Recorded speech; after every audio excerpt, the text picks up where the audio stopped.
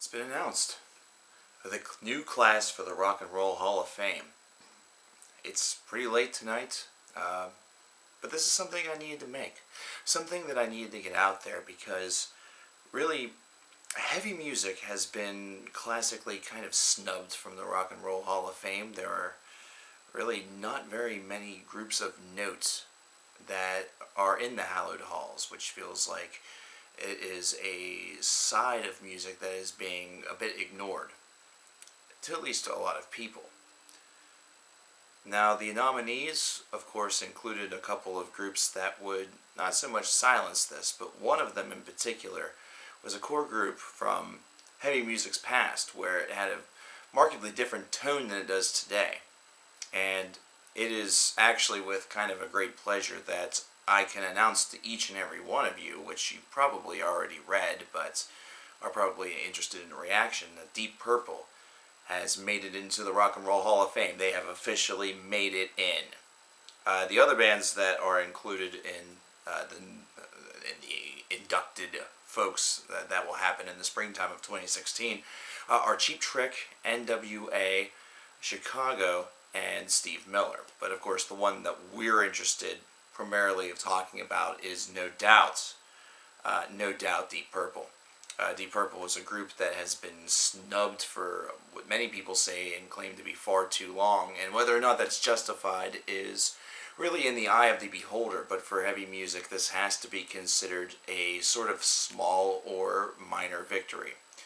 Considering groups such as Iron Maiden or Judas Priest are not in these hallowed halls, considering really the representation has been very small, it almost feels minute. The fact that Green Day is in the Hall of Fame, but Iron Maiden is not, to many people feels extremely wrong. And really, whenever it comes to heavy metal having such a light membership, they have a very good point. And for those that are arguing on the other side, you have to understand that both sides of this argument truly have very good points. Iron Maiden is one of the largest bands in the world, still to this day. Deep Purple in the 1970s is a huge deal. It's to the point where the series Ash vs. Evil Dead, for the first couple of episodes, was using a new Deep Purple song for each driving scene that was in the film, or should I say in the episode. Now, while that might not seem like a very large contribution, this is something that's, for a band that really experienced its prominence during the 1970s, is a huge deal. You know, it's a big deal. It's similar to still hearing songs from the Beatles in film, either that or on the radio, or hearing Elvis Presley, things like that. It's a huge deal to still have such a viability in today's marketplace. While Deep Purple may not share the same level of transitional fan base as the Beatles or Elvis Presley do, where it seems that new music fans, if they want to look for something that's antiquated in their minds and see if they can get into it, they gravitate toward those two individuals and usually end up, enjoying the work.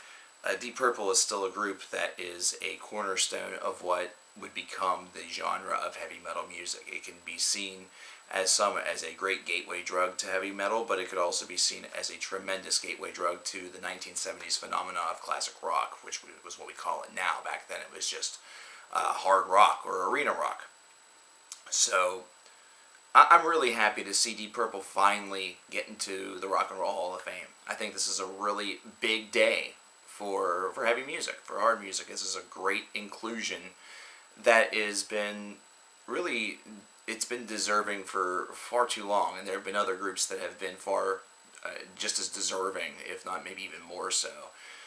And the fact that Yes got snubbed this year has me a bit, I'm a little saucy over that, but I'm not alone in that. The fan base of Yes is extremely saucy over this, but Yes is a band that should and will eventually get into the Rock and Roll Hall of Fame, so I'm not taking it too deep to heart. And for those of you who are saying, well, the Rock and Roll Hall of Fame is this, it's a sham, it's blah, blah, blah, I get that. It's cool. It's whatever.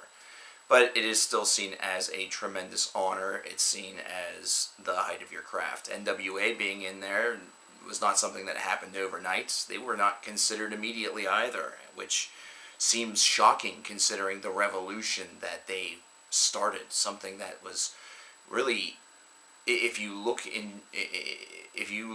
by comparison to where gangster rap is today, by comparison to where, say, progressive rock is today, which progressive rock is on the underground really, really screaming at the surface, you better fucking pay attention to me, and nobody is, because we're stupid. N.W.A is, man, to have them in here is really cool too.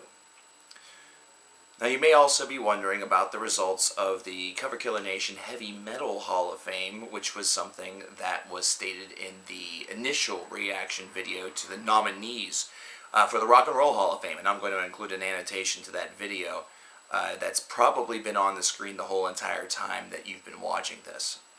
Now those results are going to be revealed to everybody in a video that will happen probably next week during List Week, during this December to Dismember that we have been taking part of. So you're definitely going to want to sit tight for that. And that one, if you're really looking to satisfy your heavy music craving, your heavy metal craving for a Hall of Fame, for something where these folks can finally get the damned recognition that they deserve, that will be the video for you. That will be the place for you. That's where you're going to want to be. So definitely stay tuned for that. But for right now, let's celebrate a little bit. Let's celebrate the fact that Deep Purple's in, and there's going to be a recognition paid to heavy metal's past. That's really cool. So leave your thoughts in the comments. Thanks.